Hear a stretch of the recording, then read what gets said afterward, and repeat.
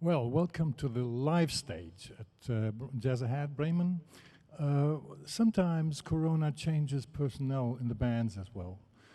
For example, Red Kite used to be a Danish-British band, but the Brits can't come out of Britain so far, and so Esben Tjalve made a new personnel, but this is more stable. And it's international as well. It's Danish-Italian, as far as I remember, is Esben Tjalve. Red Kite, good luck and enjoy. Thanks a lot for having us here in Bremen. We are very thrilled, and it's great to be out again, sort of out again. With me, we didn't really say, it's Adrian Christensen on bass, and Frederik Bülow on drums, sorry.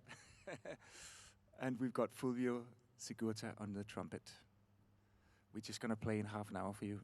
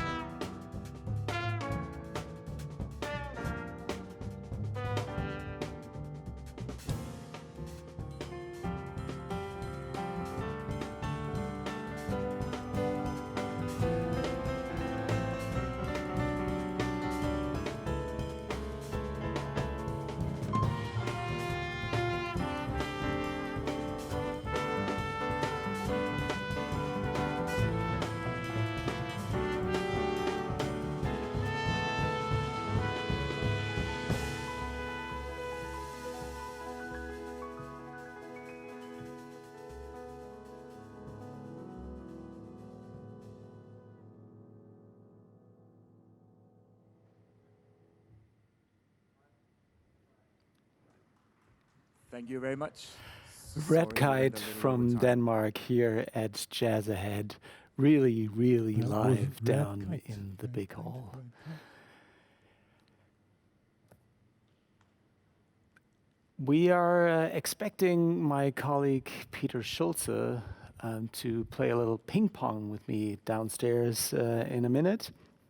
And after that, we'll have Esben Tjalve from Red Kite up here, who we met already yesterday during a very sort of awkward dinner with masks on and everything, where they told us a lot of the things that they may not want to repeat tonight on the stage. But it was fun, and it was great to be able to talk to musicians about their music when you just heard it, which is something we will try and repeat here in a minute when he's up there. And I think now's the time to go back down and play a little talking ping pong with Peter Schulze.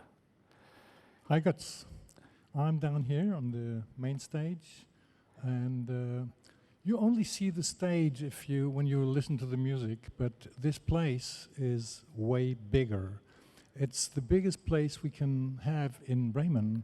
It's a 14,000 seater for nobody. Can you imagine? So you can see it now. I mean, I think the cameras are going to switch over to this beautiful, magnificent Magni Hall, where up there are more seats. It's 14,000. And what we did, we prepared it for COVID conditions to have it down to 1,700 seats, which would be fine to have, but we are not allowed to have any. We didn't know that until a couple of weeks ago, but then it was too late to change, and it made no sense to change because everything was prepared for here. And it's a very, I tell you, it's a very strange situation. Guts, you realize that as well when you sit here in this huge hall and have just music played for you. How did you feel that? I thought it was actually great. Finally, I had a choice of seats. Privileged. You know, we could choose our row, we could choose our sides. No, but in all seriousness, I think, you know, you were the one who said, come down and listen to the music live, experience that. And I must say, it still is a great experience, of course, but it is very science fiction-y of being in such a great hall with all these empty chairs while musicians are up on the stage playing their hearts out. It's bizarre. But still, I mean, it's great to hear live music, isn't it? Absolutely. And they're just doing the changeover now, so you know it's really happening live here through the Rembrandt Frederik trio. So in a couple of minutes they will be ready, and I don't know whether Esben arrived already upstairs there. Yes, He did. actually Esben has just arrived, Okay. and he's getting the mic, he's putting the water down, he's taking the steps up to our stage, and Okay. mask is half off, and we're ready to do the interview. Thank you very much, Peter. Okay, and the changeover is almost done here, so take your time. Great. Nice to meet you. Nice to meet you. Nice to have you here. Yeah. That was a very quick changeover. Are you still vibing from the music? Yeah. I'm a bit like, you know, it's they've got this clock ticking down on the stage as well. Oh, they've got this clock ticking down on the stage, you know, like, and it's a red digital kind of clock, you know, on the side, and there's two of them. There are two of them. So, and you know, you can only play half an hour. So, you know, towards the last, when we were playing, sort of coming to the end, I was like, okay, we have to move on now. And it can be hard in jazz sometimes, that kind of thing, because it's like the spur of the moment, isn't it? Yeah. So, yeah. But it wasn't like you felt, oh, it's an empty hall. This clock is sort of winding down. Maybe it's a bomb. No, luckily not. No. Okay, so very good. It felt real, you know. It felt like a proper concert. It sounded real. Yeah. It felt real too. I mean, I was so excited to meet you yesterday already. The four of you. It's a completely new Red Kite, right? It is, yeah. Before we talk about that, I want to talk about the name, because when I first heard the name of the group, I thought, well, a red kite is just, something you play with on the beach, a red kite, but it's actually a bird of prey and an endangered species. I know we have black kites like that. Yeah. I think they're called Milan in German, Rote Milan. Yeah. And how did you come up with that name?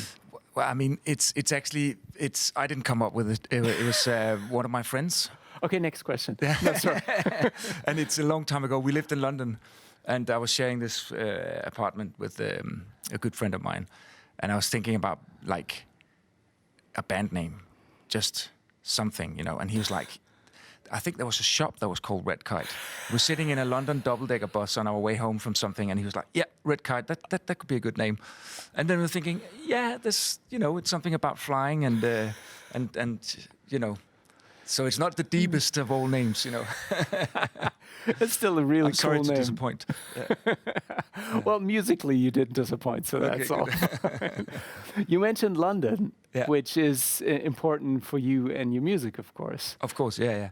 So that's where I grew up musically. Kind of, I moved there to study in my early 20s, and I actually lived there till just recently, like 3 years ago. All right. Yeah. So it's kind of a big part of my life, basically.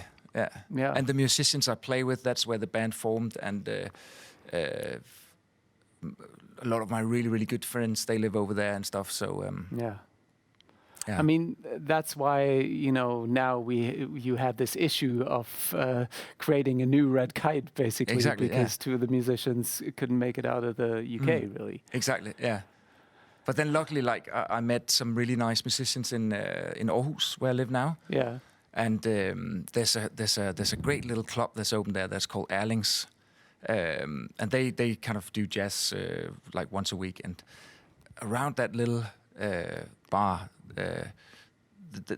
there's always been, like from the beginning, a lot of musicians hanging out, and I met Adrian and Frederik there, basically. Wow. And you mentioned sort of growing up musically in London. Yeah. What made you choose London over, I mean, Copenhagen is a dream destination for everybody outside of Denmark. Yeah, it's funny, isn't it? Like, it's a very good friend of mine that I went to high school with. He's a very talented and amazing guitarist. He lives in LA now, actually. But he straight after high school, he moved to London. Okay. And his move was kind of, he came back and he told stories about it, and me and the rest of my friends back in Copenhagen, we were like, that sounds amazing.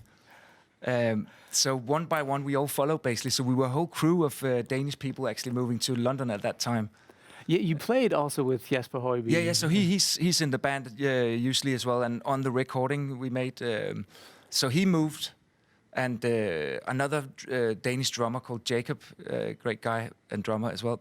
He moved, and then another friend of mine who's a guitarist moved as well. So we were like a whole like little community, basically. I mean, for sort of mainland Europeans, London has always been, a musical destination, definitely. Yeah. And not just for jazz, but for jazz as well. I mean, the music scene there is so diverse and so wide, and there's so much going on. And it seems like, that there aren't too many boundaries, like it's fine to, and in your music, there really aren't too many boundaries either. No, I know. There's a reggae groove, there's a touch of drum and bass, there's the electronic instruments that you use.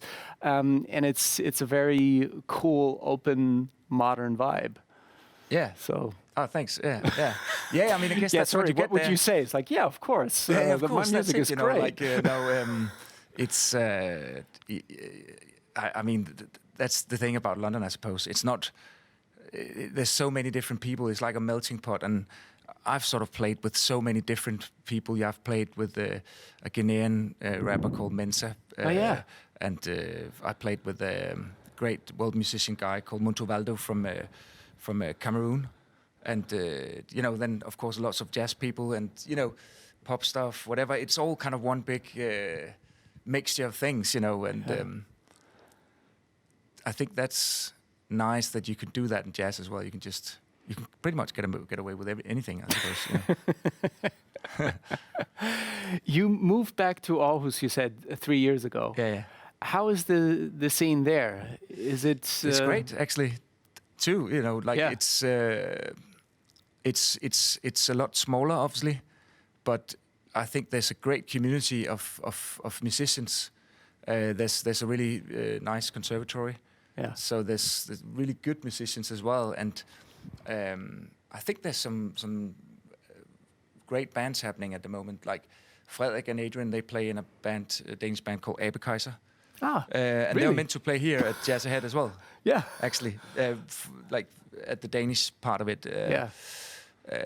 And there's some really good bands. Yeah. And musicians too. So. Right.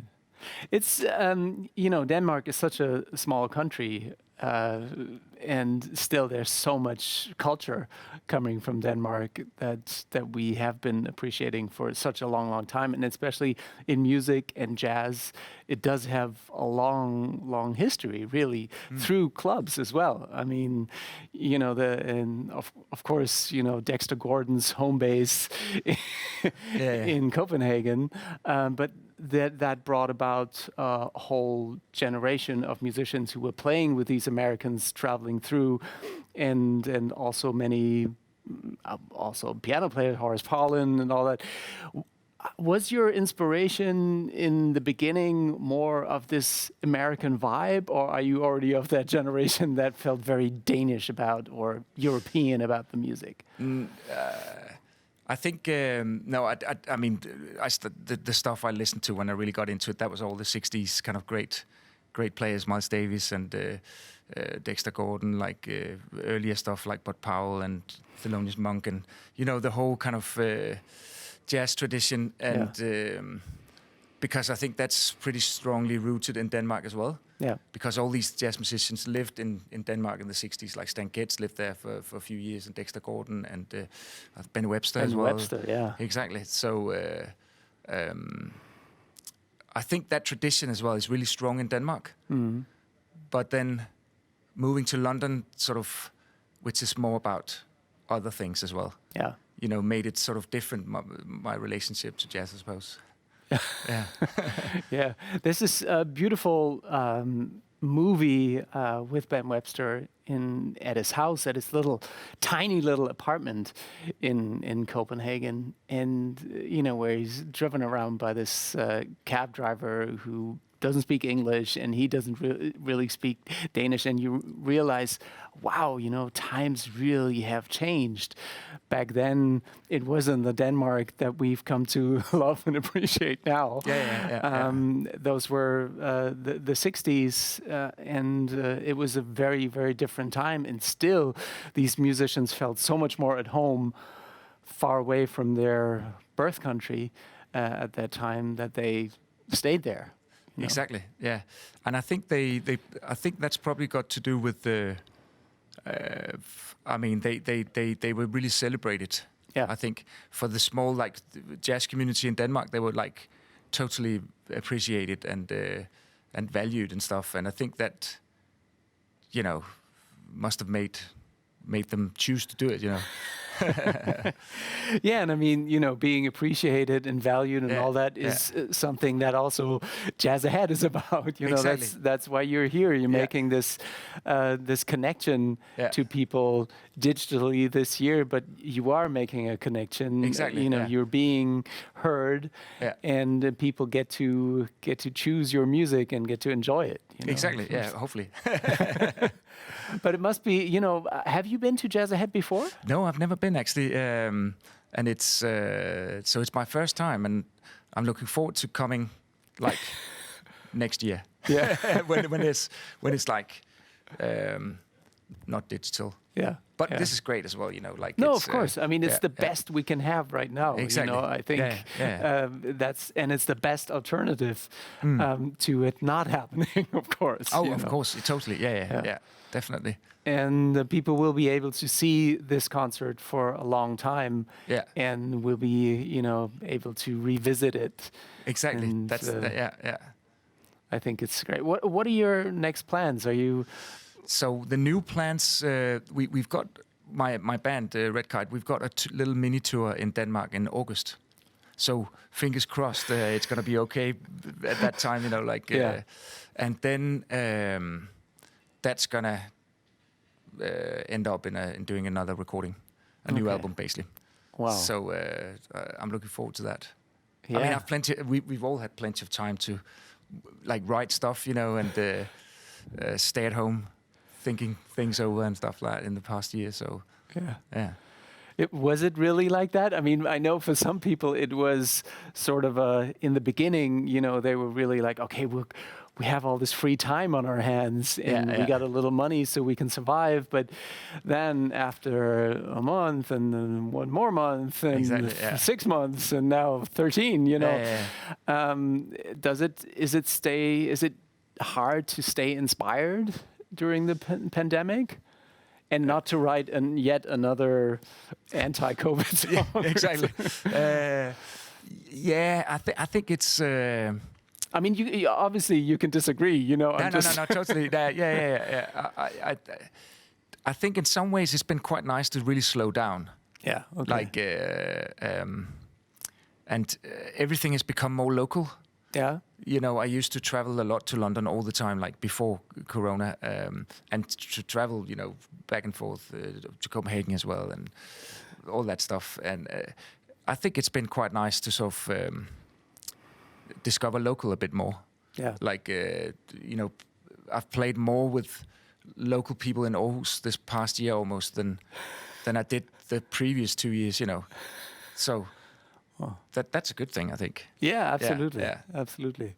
And slowing down, being able to reflect, and that can't be a positive thing. Exactly. Yeah, I think it's you know, it's good for a certain amount of time, but you also realize that then when you travel to Bremen and do a live gig like this, that you actually missed it. You know.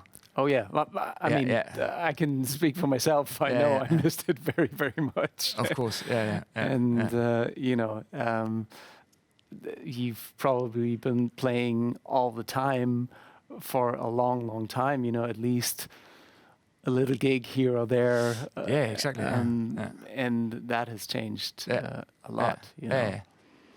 So. I'm really hoping we will have another Jazzahead next year. I hope so. I mean, hopefully the at least a hybrid version. At least a hybrid, yeah, exactly. With some people, and hopefully without masks as well. Yeah. I know. I didn't think I would say this, but yeah, wearing a mask inside this is kind of it's tiresome. But hey, it's we know what we're doing it for. Exactly. A Danish friend of mine said that there weren't too many prohibitions in the very beginning because the Danish are. It was more suggested. That's it. Yeah. That you be safe, and then the Danish were like, "Yeah, okay, we'll be good for us. It'll be good for other people. Let's do it." Yeah, it's been quite. I mean, I think compared to other places, the Danish lockdown and handling of Corona has been quite relaxed, really. Yeah. I mean, it's the latest one, like the lockdown since December.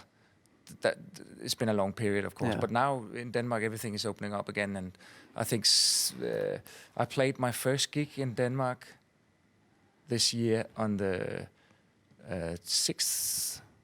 No, what is it? No, last Wednesday was. Oh wow! Yeah.